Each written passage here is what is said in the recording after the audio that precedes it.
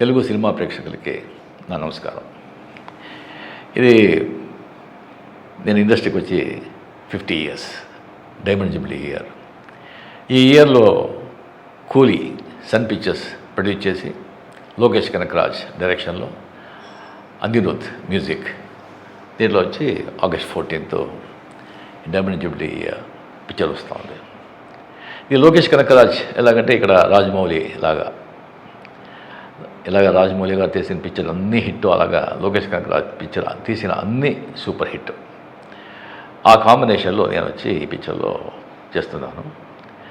దీంట్లో ఇంకొకటి గొప్ప విషయం ఏంటంటే ఈ స్టార్ కాస్టింగ్. సత్యరాజ్, చాలా ఏళ్ళ తర్వాత సత్యరాజ్తో నేను వచ్చి మళ్ళీ పనిచేస్తున్నాను. దాని శృతి హాసన్ వాళ్ళతో, దాని తర్వాత ఉపేంద్ర కన్నడ సూపర్ స్టార్, ఎలాంటి ఆర్టిస్ట్ అని మీకు తెలుసు. ఆయన కూడా దీంట్లో వచ్చి ఒక క్యామియో చేస్తున్నారు. దాని తర్వాత షౌబీన్ అని ఒక దయాళ్ అని ఒక విలన్ క్యారెక్టర్ అయింది.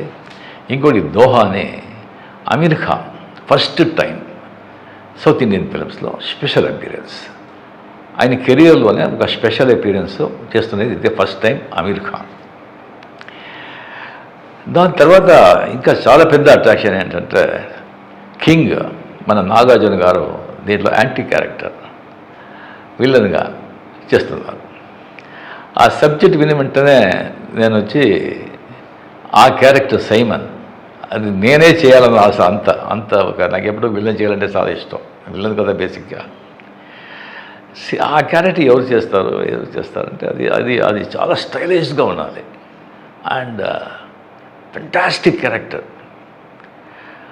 అది కరెక్ట్గా డైరెక్టర్ గారు వచ్చి ఒక 6 months ఆ క్యారెక్టర్ని ఎవరిని కావాలని చెప్పి, దాని తర్వాత నాతో సార్ ఒకరితో మాట్లాడుతున్నాను. 6 times వచ్చి మీటింగ్ అయిపోయింది, సిట్టింగ్ అయిపోయింది, ఎలాగైనా ఆయన వచ్చి తీసుకొచ్చేస్తాను అని చెప్పారు. నాకు ఎవరు అని.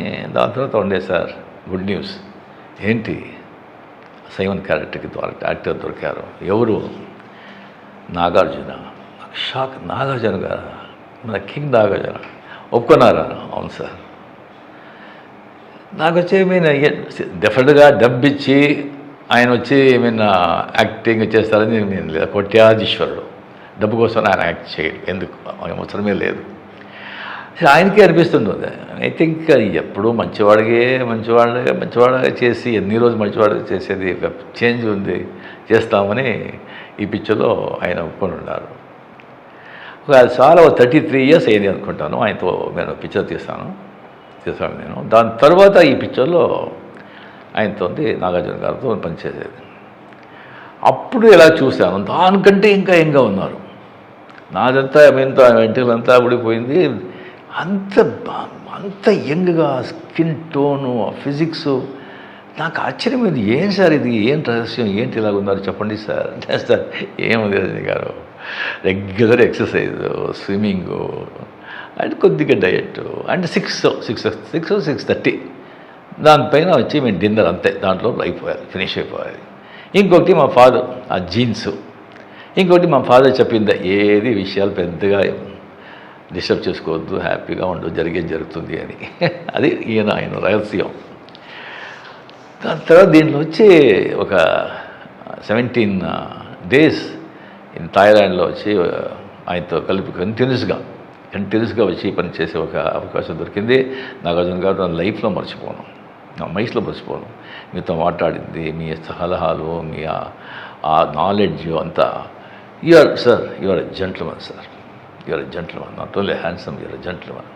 అండ్ ఆ సైమన్ క్యారెక్టర్లో నాగార్జున గారు పర్ఫార్మెన్స్ చేస్తుంటారు యాజ్ ఏ విలన్. నాకే వచ్చి నేనే ఇలా చేయగలను అనిపించింది.